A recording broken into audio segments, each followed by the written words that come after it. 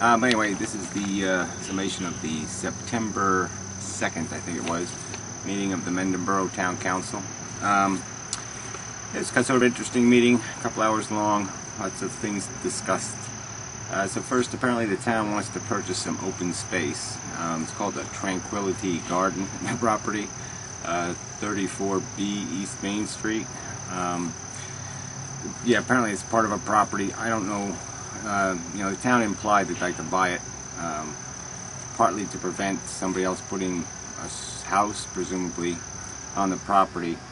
I don't know what the zoning is. I don't know what the size of the property either the town is purchasing. But anyway, the grant they're seeking is for $110,000 in open space, and the town will be responsible for the other, whatever it is, $210,000 that would come out of open space money. I mean, money already put aside to purchase such properties. So I don't know whether it's a good idea or a bad idea. Doesn't sound like a very good location for a garden again, right off Main Street. But whatever. Don't know how that one's going to play out, but they are seeking the grant anyway.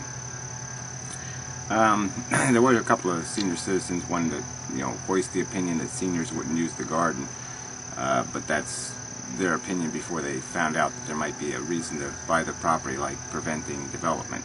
So then they might change their mind. But that's how seniors are, change their mind a little bit sometimes. Anyway, another subject discussed was the website again. Apparently the CityNet has been disposed of as a contractor. Apparently they couldn't come to some agreement regarding liability issues or something, and it seems kind of silly to worry about liability issues on a website. I mean, man, it's not brain surgery, and you're not holding some life in your hands. And if you're reasonably cautious, it's pretty hard to ruin somebody's life with a website. But anyway, so they did hear from a new company, InSync. It's only been doing the website stuff, I guess, for 3 years. I'm not sure. They've been in business since 1999. Don't know what they were doing then. But it's the same idea. You pay them a contract fee. They give you these templates, and then the town personnel will be able to fill out the templates and produce content on the website. There are free templates online, so you really don't need a company to set up that kind of thing. And presumably you pay a contract into the future. They'll provide you the hosting and the email and the different options. And this company says it works through Network Solutions, which is not a good thing. I mean, they're talking about like it's, something to be proud of. Network Solutions is a horrible company, terrible crooks. They've been making money off the shyster end of the internet for a long time. Really went into business selling domain names, and it's just a racket. It's paying way too much for too simple. They change something, a few millibytes of information in a data file and charge you $10 for it. I mean, it's nonsense. So anyway, moving on. It really isn't brain surgery. I'll send a proposal to the town before the next meeting, because I'll do the website. Okay, I mean, it's not a big deal. You email the information, I'll publish it. It's not a big deal. You just pay for the hosting costs, which are $100, and quit paying $3,000 for nothing, or $7,000 or $5,000 like the last company. It really isn't that difficult to publish information on the web, on the internet. And the only obstacle there ever was to it in the past was that the town doesn't want to publish information. And that was the simple truth. It'd rather find the hard way to do something so somebody can make more money. Some employee, some government, public servant bullshit, shyster crook. But anyway, that's just a personal opinion. Shouldn't project that into any kind of performance issue. When I did the website for 2 years for the town for free, there was no performance issues. The website was done. There was never a complaint. There's no problems. I mean, I can despise government, and I can despise government employees, but I can still work with them if I must, and in a civil manner, if they will allow that to take place. Bastards. All right. Anyway, the big subject of the meeting, this is probably going to be a two-part video, was the library, the merged library. It's back on again. with a couple of new proposals. So let's just sum up the old library proposal. The town was donated a property where the town gave huge perks to the person donating the property, which made it not a donation but a for-profit enterprise for the donator. I don't know how much of those old contracts that were established on the Newfield property the town's going to get stuck with, whether or not they're going to still have to pave a driveway, access, provide utilities, the different things that were in that contract. So if the town does use the property for any public building, it would be liable for that. There might be a getting out clause, but the town probably will be stuck with the incurred fees for getting out. So far the two towns combined have invested some $200,000. $180,000 is what they say they've spent, but there's probably bills that still haven't been paid relating to that project. You know, there might be another couple of $100,000 in liabilities to get out of that arrangement. So the town's already wasted at least hundreds of thousands of dollars, you know, on a merger that still has to be rationalized, you know, justified. All right. Well, anyway, the new property they're talking about is Pitney property on Coal Hill Road, I think it is. Yeah. And there's also a property behind the Methodist Church in Mendham Borough. So the township property is this Pitney Road one. Pitney property on Coal Hill Road.